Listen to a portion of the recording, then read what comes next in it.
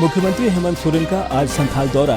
पाकुड़ से मुख्यमंत्री मैया सम्मान योजना के लाभार्थियों के खातों में राशि करेंगे हस्तांतरित, परिसंपत्तियों का होगा वितरण। भारतीय जनता युवा मोर्चा की रैली को लेकर रांची और हजारीबाग में हुई बैठक। रांची में रक्षा राज्य मंत्री संजय सेठ हुए शामिल। सरकार पर युवाओं को छलने का आरोप। जनजातीय कार्य मंत्रालय के संयुक्त सचिव बीएन प्रसाद ने गुमला में विज्ञान केंद्र, सावित्रीबाई पुस्तकालय, रागी प्रोसेसिंग सेंटर और मिलेट कैफे का किया भ्रमण, कार्यों को सराहा। और जमशेदपुर में दिशा की बैठक में योजनाओं की हुई समीक्षा। विभागों को समन्वय से काम करने का निर्देश। राज्य अल्पसंख्यक आयोग ने जामताड़ा में योजनाओं का जाना हाल।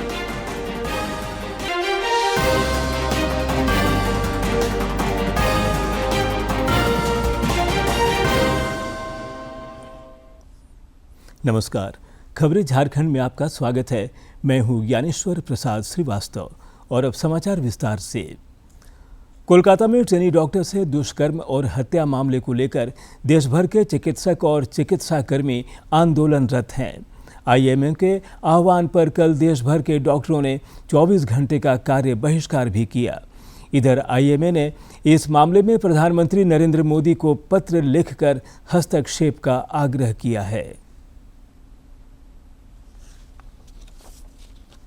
भारतीय चिकित्सा संघ आईएमए ने आरजी कर मेडिकल कॉलेज मामले पर प्रधानमंत्री नरेंद्र मोदी को पत्र लिखकर डॉक्टरों की सुरक्षा और मामले में शीघ्र न्याय की मांग की है। संघ ने अपने पत्र में ये भी मांग की है कि सभी अस्पतालों का सुरक्षा प्रोटोकॉल हवाई अड्डों की तर्ज पर होना चाहिए। पत्र में पीड़िता के शोक संतप्त परिवार के उचित और सम्मानजनक मुआवजा देने की भी मांग की गई।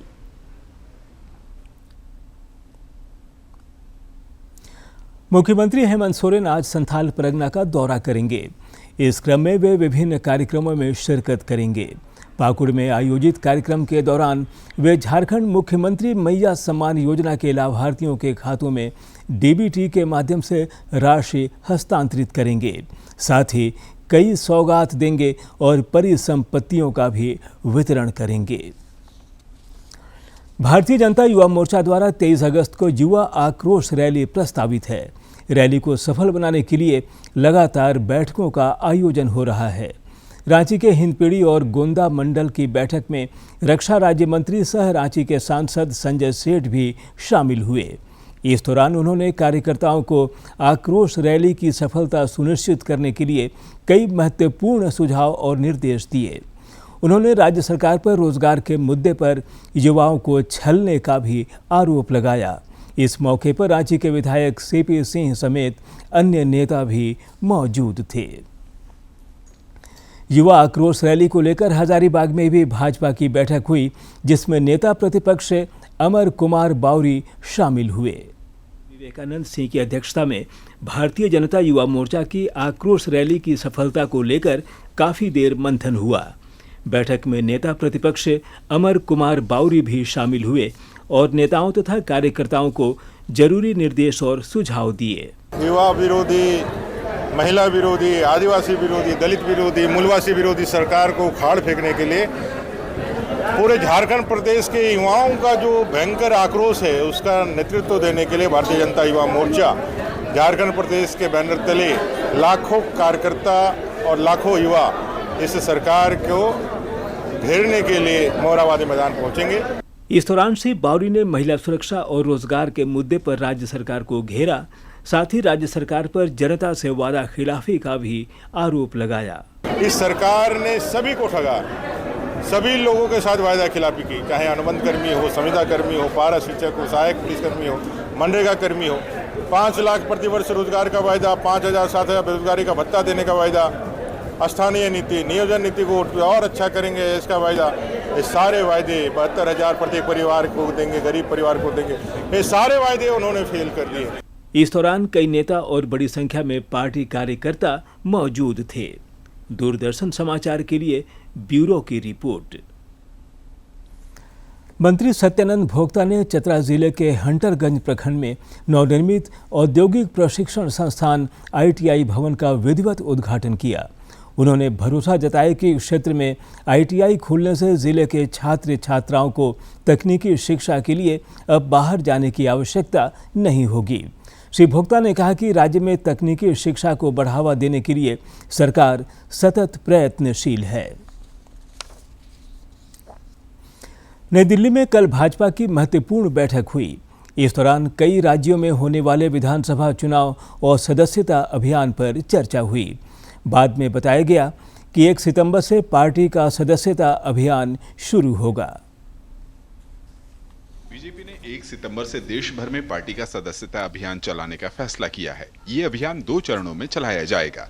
दिल्ली में शनिवार को राष्ट्रीय सदस्यता अभियान की बैठक हुई, जिसमें सदस्यता अभियान के लिए ट्रेनिंग कार्यशाला का आयोजन किया गया। 1 सितंबर से मेंबरशिप ड्राइव 4 आयामों से आगे बढ़ेगा। एक आयाम है मिस्ड कॉल।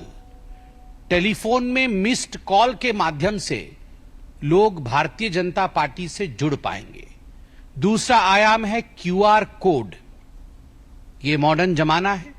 स्वाभाविक रूप से जिसके पास स्मार्टफोन है, QR कोड को स्कैन करके उसके माध्यम से वो भारतीय जनता पार्टी का सदस्य बन सकता है। नमो ऐप के माध्यम से भी सदस्यता ग्रहण किया जा सकता है और साथ ही साथ bjp.org अर्थात भारतीय जनता पार्टी के वेबसाइट के माध्यम से भी सदस्यता ग्रहण कर सकता है। अभियान के दौरान कम से कम 10 करोड़ से अधिक लोगों को पार्टी का सदस्य बनाया जाएगा। जिन राज्यों में चुनाव घोषित हुए हैं या चुनाव होने वाले हैं, वहां सदस्यता अभियान बाद में होगा। उसके बाद सदस्यों की संख्या बढ़ेगी। बीते वर्षों में करीब 18 करोड़ लोगों ने वर्ष 2014 से 19 तक बीजेपी की सदस्यता ग्रहण की थी। सदस्यता अभियान आरंभ होने वाला है। इसमें मुख्यतः जो उद्देश्य है वह है 10 करोड़ प्लस मेंबरशिप बनाना। 10 करोड़ से अधिक लोगों को भारतीय जनता पार्टी का सदस्य बनाना। जो राज्य अभी चुनाव में जाने वाले हैं या चुनाव में जाने की घोषणा हो गई है, उन राज्यों की ये जो मेंबरशिप ड्राइव है यह बाद में होगा और तब इस संख्या में और इजाफा होगा।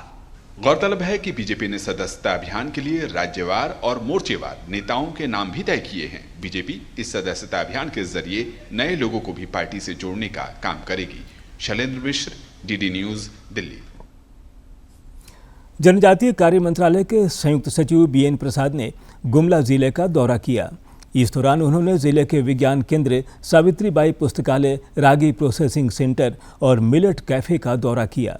भ्रमण के क्रम में वे व्यवस्थाओं को देखकर काफ़ी संतुष्ट हुए और बेहतर कार्यों के लिए जिला प्रशासन की सराहना की। इस मौके पर जिले के उपायुक्त समेत अन्य अधिकारी मौजूद थे।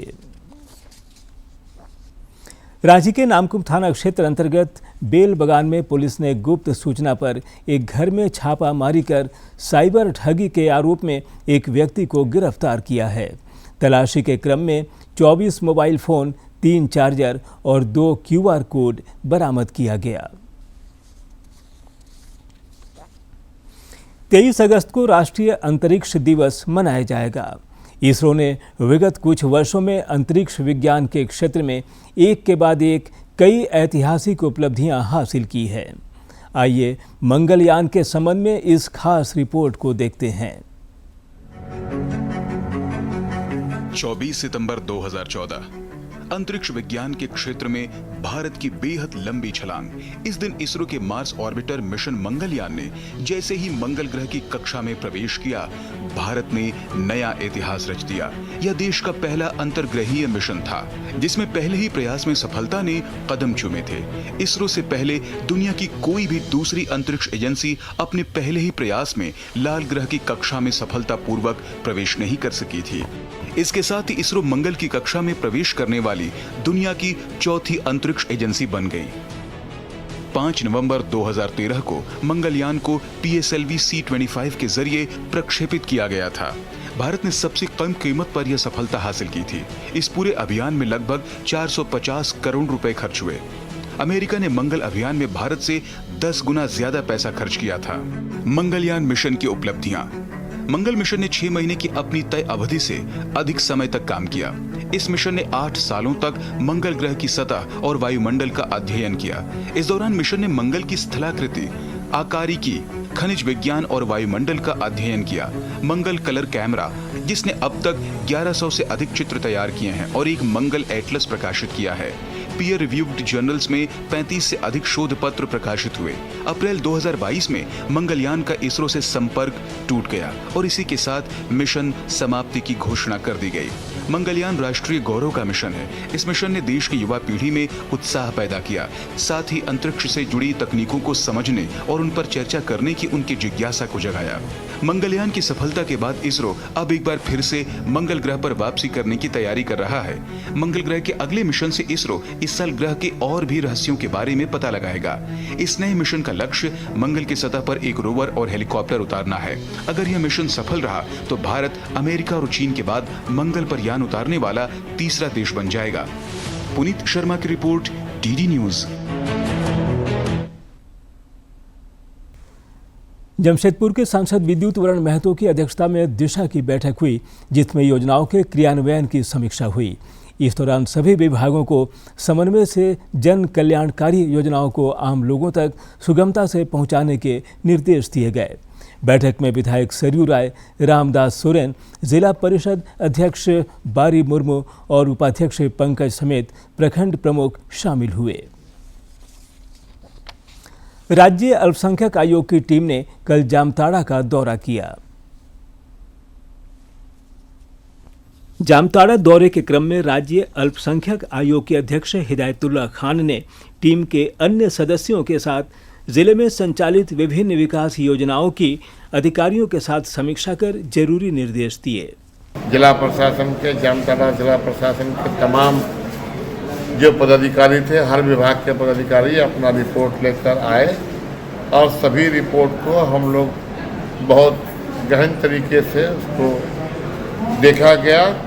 राज्य अल्पसंख्यक आयोग ने जोर देकर कहा कि जन कल्याणकारी योजनाओं का लाभ पात्र लोगों तक पहुंचाने के लिए अधिकारी बेहतर कार्य संस्कृति के साथ काम करें। और जिला प्रशासन के साथ समीक्षा बैठक की गई। राज्य में जो चलाई जा रही योजनाएं हैं, इस जिला में जो तमाम कल्याणकारी योजनाएं चलाई जा रही हैं, चाहे वो राज्य सरकार के द्वारा की योजनाएं हो या केंद्र सरकार की योजना हो, सभी योजनाओं में अल्पसंख्यकों को उनकी आबादी के अनुपात में उन्हें भागीदारी मिल पा रही है या नहीं। समीक्षात्मक बैठक में जन कल्याणकारी योजनाओं में अल्पसंख्यकों की आबादी के अनुरूप भागीदारी को लेकर विभागवार चर्चा हुई। जामताड़ा से सुभाष प्रसाद सिंह की रिपोर्ट। प्रधानमंत्री नरेंद्र मोदी 25 अगस्त को आकाशवाणी पर मन की बात कार्यक्रम के माध्यम से देश विदेश के लोगों से अपना विचार साझा करेंगे। जन जन की संघर्षों के कुछ हिस्से, अनकही विरासत की उम्मीदें नए भारत की। महीने के आखिरी रविवार का रहता है इंतजार। ब्रह्मपुत्र के घाट से हिमालय के विस्तार तक होती है मन की बात प्रधानमंत्री के साथ। तो सुनिए इस महीने 25 अगस्त सुबह 11 बजे मन की बात आकाशवाणी और दूरदर्शन के सभी चैनलों पर। आप भी माननीय प्रधानमंत्री के मन की बात का हिस्सा बन सकते हैं। इसके लिए आप अपने सुझाव post box number 111 Akashvani Delhi पर भेज सकते हैं या फिर नमो ऐप या माई गॉव के ओपन फोरम में पोस्ट कर सकते हैं। तो याद रखें, रविवार 25 अगस्त सुबह 11 बजे मन की बात। राज्य के विभिन्न जिलों में विधि विधान पूर्वक मनसा पूजा का आयोजन हो रहा है। खूंटी और पंचपरगना इलाके में इन दिनों मनसा पूजा की धूम है। मनसा पूजा के दौरान पूरे पंचपरगना और खूंटी इलाके में जहरीले सांपों को पकड़ा जाता है और भक्तगण शरीर पर लपेटकर अनूठा प्रदर्शन करते हैं।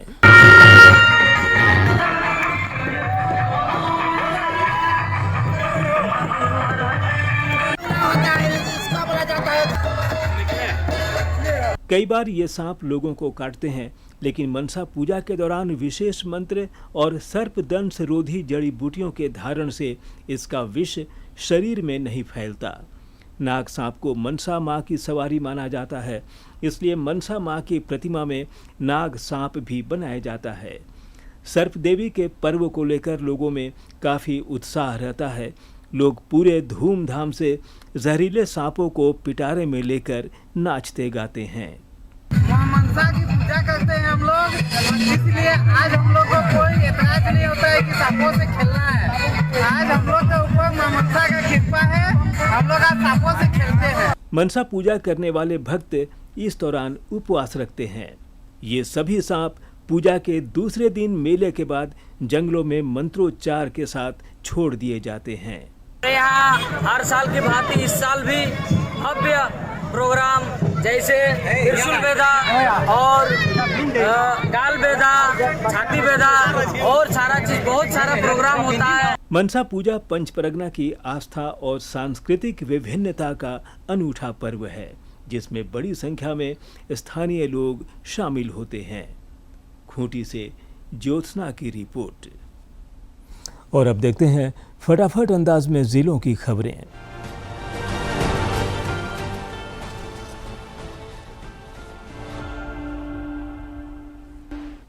पलामू में लोकसभा चुनाव में उत्कृष्ट योगदान के लिए 65 पुलिसकर्मियों को पुलिस अधीक्षक ने सम्मानित किया।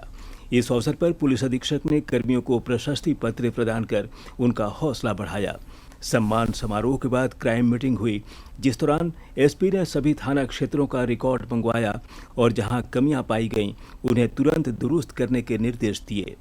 एसपी ने आगामी विधानसभा चुनाव को लेकर भी जरूरी हिदायत दी। रक्षा राज्य मंत्री सह रांची सांसद संजय सेठ सिल्ली में मनसा पूजा में शामिल हुए और मंगल कामना की।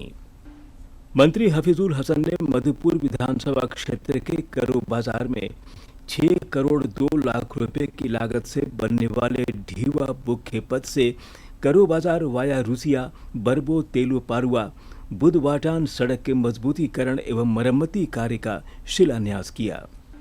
रांची में पुलिस उपाधीक्षक शिव प्रकाश कुमार के नेतृत्व में अरगोड़ा चौक से कटरू पुल तक नो पार्किंग क्षेत्र में खड़े 4 पहिया वाहनों के विरुद्ध अभियान चलाया गया।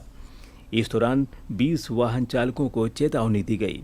साथ ही 2 वाहनों को नहीं हटाने पर उन्हें टोइंग कर जगन्नाथपुर यातायात थाना ले जाया गया। इसके अलावा आईटीआई रोड में बिना हेलमेट 2 पहिया वाहन चालकों के खिलाफ चेकिंग अभियान चलाया गया, जिसमें 26 चालकों के विरुद्ध कानूनी कार्रवाई की गई। साहिबगंज उपायुक्त ने तालझारी प्रखंड कार्यालय के औचक निरीक्षण में पुराने जर्जर भवनों को ध्वस्त करने और नए निर्माण कार्यों को समयबद्ध तरीके से पूरा करने की हिदायत दी।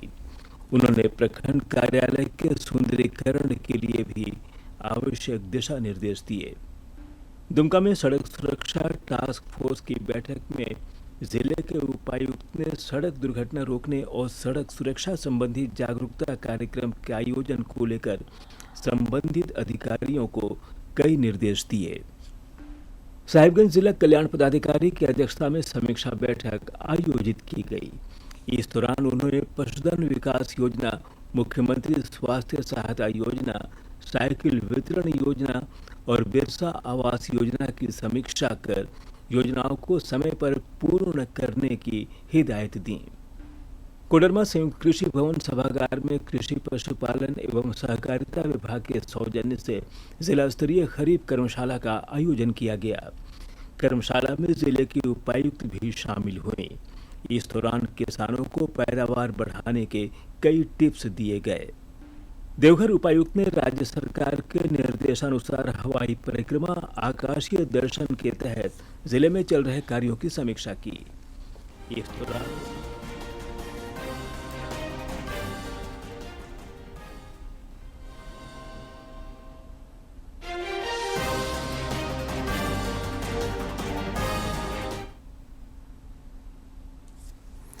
झारखंड के पहलवान चंदन यादव ने अंडर 23 सीनियर राष्ट्रीय कुश्ती प्रतियोगिता में रजत पदक जीतकर झारखंड का मान बढ़ाया है। यह प्रतियोगिता हरियाणा के रोहतक में आयोजित हुई। इस दौरान चंदन यादव ने बेहतर दांव पेंच दिखाते हुए 74 किलोग्राम फ्री स्टाइल में रजत पदक जीता। इस उपलब्धि के लिए कुश्ती संघ के पदाधिकारियों ने उन्हें बधाई और शुभकामनाएं दी हैं। बंगाल की खाड़ी में बने निम्न दबाव के क्षेत्र के प्रभाव से राज्य के कई इलाकों में अगले 3 दिनों तक भारी बारिश की संभावना है। मौसम विज्ञान केंद्र रांची के वैज्ञानिकों ने बताया है कि राज्य के दक्षिणी और उससे सटे भागों में आज भारी से बहुत भारी बारिश भी हो सकती है, जिसके लिए ऑरेंज अलर्ट जारी किया गया है। राज्य के उत्तर पश्चिमी, उत्तर मध्य और उससे सटे मध्य भागों में भी भारी बारिश हो सकती है, जिसके लिए येलो अलर्ट जारी किया गया है। 19 और 20 अगस्त को भी राज्य के पश्चिमी हिस्सों में भारी बारिश के आसार हैं।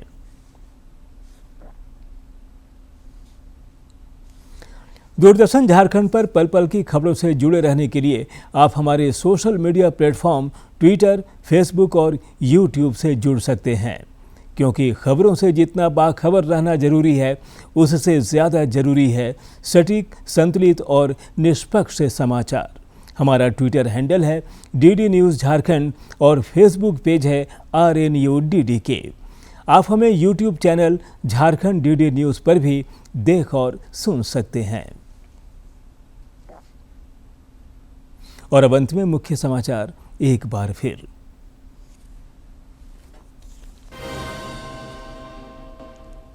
मुख्यमंत्री हेमंत सोरेन का आज संथाल दौरा।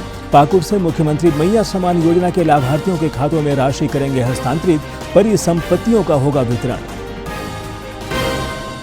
भारतीय जनता युवा मोर्चा की रैली को लेकर रांची और हजारीबाग में हुई बैठक। रांची में रक्षा राज्य मंत्री संजय सेठ हुए शामिल। सरकार पर युवाओं को छलने का आरोप। जनजातीय कार्य मंत्रालय के संयुक्त सचिव BN प्रसाद ने गुमला में विज्ञान केंद्र, सावित्रीबाई पुस्तकालय, रागी प्रोसेसिंग सेंटर और मिलेट कैफे का किया भ्रमण, कार्यों को सराहा। और जमशेदपुर में दिशा की बैठक में योजनाओं की हुई समीक्षा, विभागों को समन्वय से काम करने का निर्देश। राज्य अल्पसंख्यक आयोग ने जामताड़ा में योजनाओं का जाना हाल।